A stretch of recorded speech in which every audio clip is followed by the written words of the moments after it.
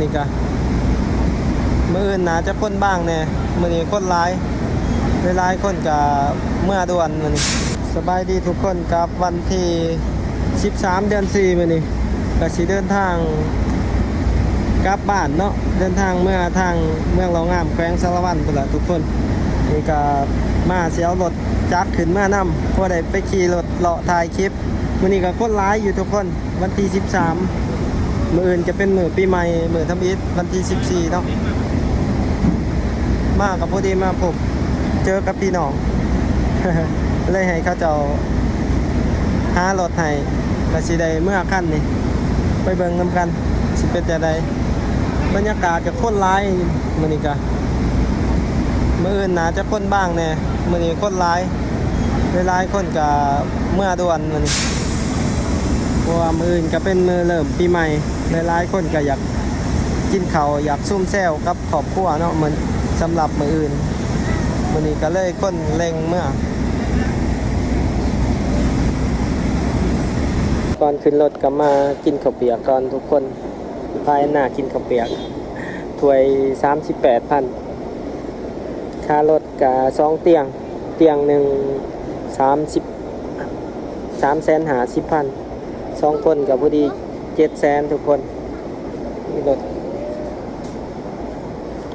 รถกะไก่สิออกเนาะรถเฮาออกอยู่8 โมงตรงทุกคนหรือว่า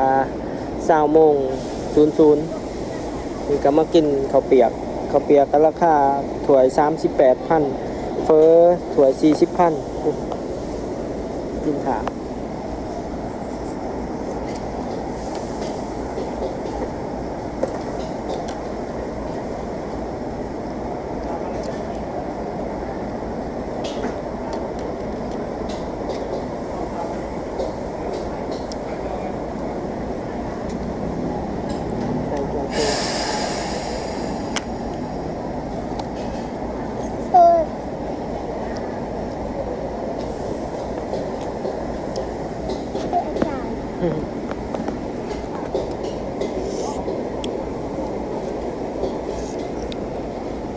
อร่อย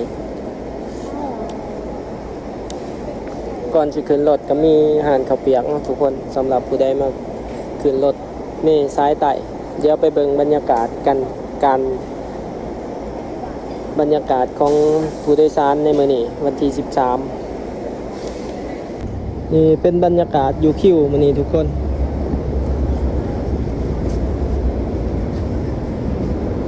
คนก็หลายอยู่แต่ว่ามื้ออื่นน่าจะบ้าง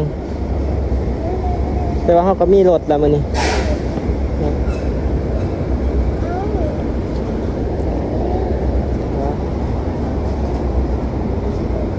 เดี๋ยวสิพาทุกคนขึ้นไปเบิ่งรถเนาะรีวิวการเดินทางในมื้อนี้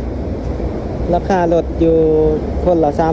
350,000เตียงละ350,000มื้อนี้เดี๋ยวไปขึ้นรถพาทุกคนไปเบิ่ง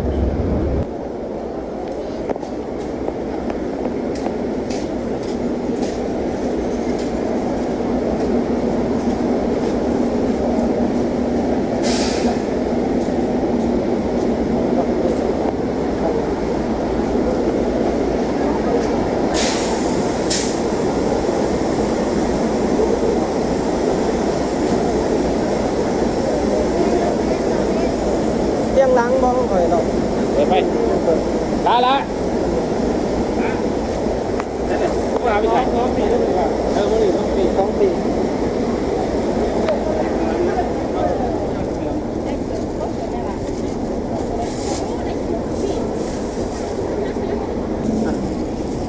จับใส่แน่บ่วางเลยกำลังขับบ่มิ้นดอกขอบใจก่อนเลยขอบใจเลยเต็มเลย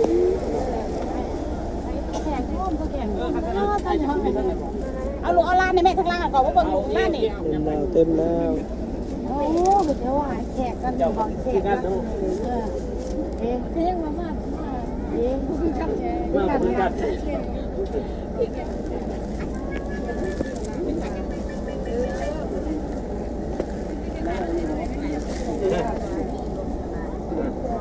ไปเชียงไปเชียงเจ้านั่งถ่ายเลย คนเต็มเลย ด้วยวันเมืองด้วยเหรอ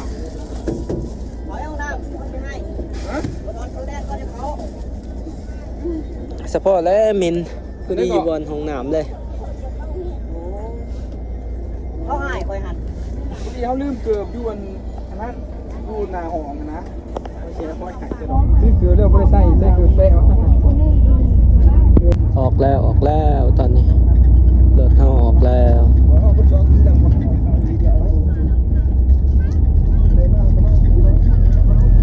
คนกับผู้ดีเต็ม ประมาณ40ปลายคน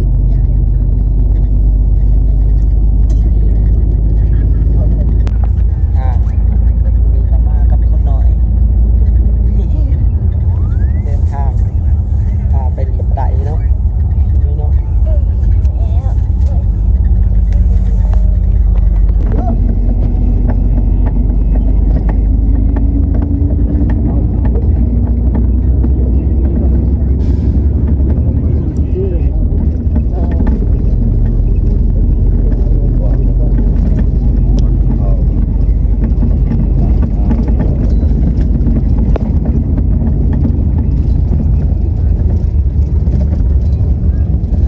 ตอนนี้ก็เสาร์แล้วทุกคน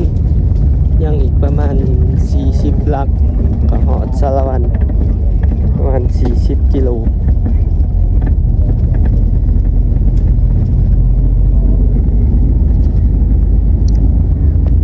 หอดคิวรถสารวันแล้วทุกคนสถานีขนส่งสารวัน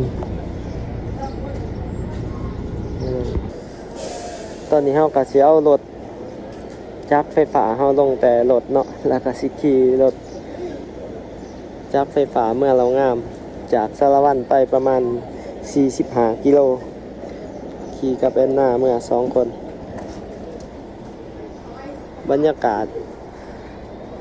รถกับเขาคิวอยู่2คันตอน3คัน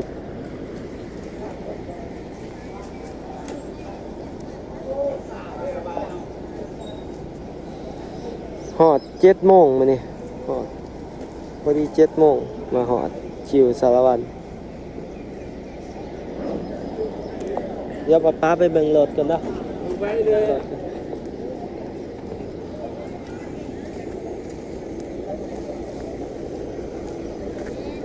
เมืองสารวันก็สิบ่ได้เขาไปถ่ายให้ทุกคนเบิ่งเนาะย่านแบตเฮาบ่พอเฮาสิขี่รถเมื่อเลย เพราะว่าจากนี้ไปก็45กิโล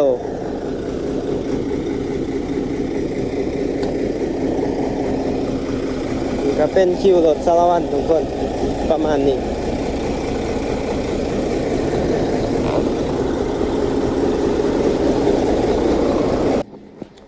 เขาก็สิขี่รถจักรไฟฟ้าเมื่อทุกคนใส่แวนก่อน แตกเลยบอลใส่รถมาใส่ทางโน่นมา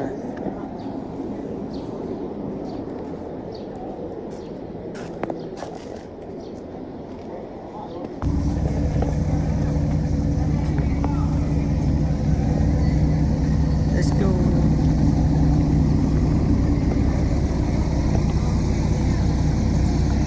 ไป Let's go ทุกคนกลับบ้านแล้ว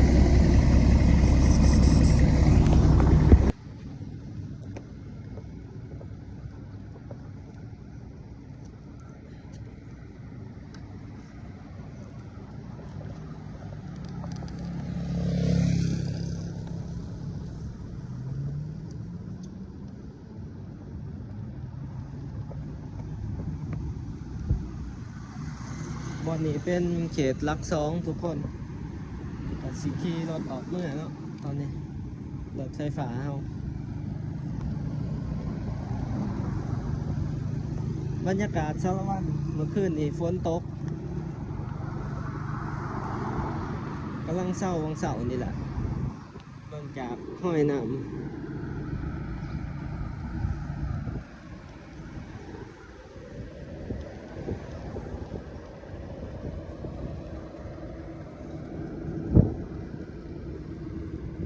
เป็นการกลับบ้านในหอบ2 ปีเกือบ2 ปีครึ่งเกือบ3 ปีทุกคน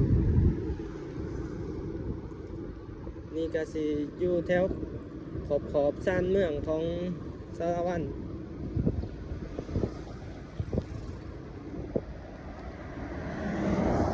เขตหลัก2มีปั๊มปตทปั๊ม1เนาะอยู่สารวัตร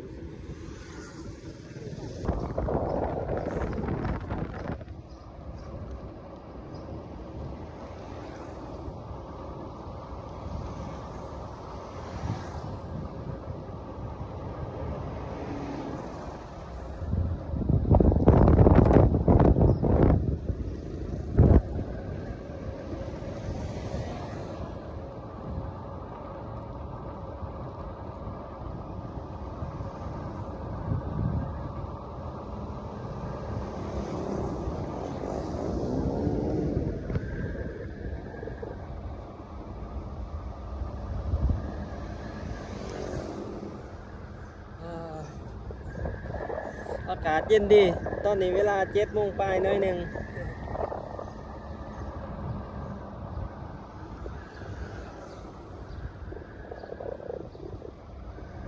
เส้นทางเขาเจะปูใหม่เนาะเสาไฟยังข้างอยู่นี่ก็ยังเป็นแบบโซลาร์เซลล์ทุกคน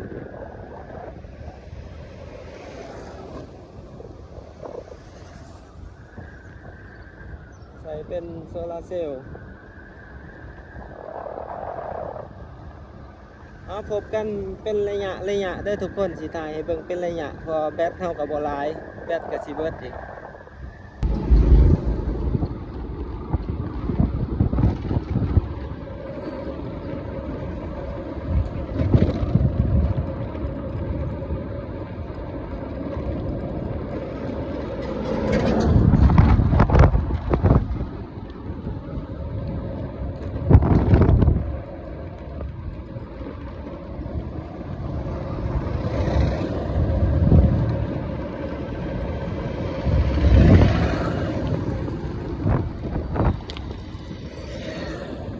ตอนนี้เรามาหอดบ้านหน้าไส้ทุกคน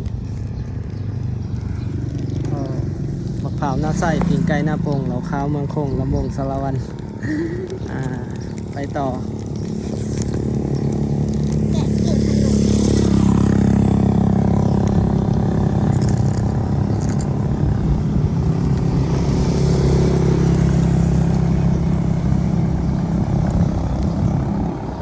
เดี๋ยวไปหอดแถวหัวเซตอีกเนาะแถวแหล่งท่องเที่ยวของเมืองเรางามเดี๋ยวสิถ่ายทุกคนได้เบิ่งอีกนี่ก็เป็นเขตบ้านหน้าไส้ซึ่งว่าอยู่ในคำขวัญของแขวงสารวัตรมะพร้าวหน้าไส้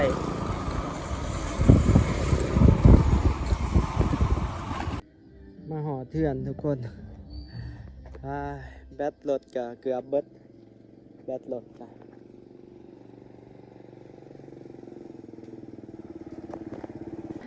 มากับเปลี่ยนแปลงไปหลาย จากวันนี้เขาเคยเห็ดทานตำสม กลายเป็นขอไก่เลย บ่ได้มาเกือบ3 ปีเพื่อนก็เปลี่ยนแปลงไปหลายก็มีแต่ไอ้น้องพ่อแม่ครอบครัวยังอยู่นำกันผู้ที่ออกแต่เพื่อนก็มีแต่เขามีแต่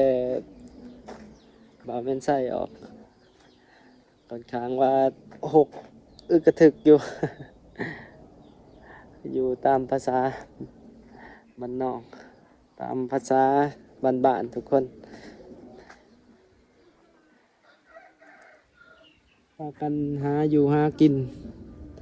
เวียกหลายอย่างจนบ่มีเวลาเฮ็ดอนามัยเนาะหลายคนเพราะว่าเพื่อนกับยังบ่ทันแล้วแน่จักใหม่จักตอกกระถึก กับประมาณนี้ทุกคนสำหรับในคลิปนี้เป็นการกลับบ้านมาในหอบ3 ปี กับมาหอดเนาะประมาณพักผ่อนห่างกาย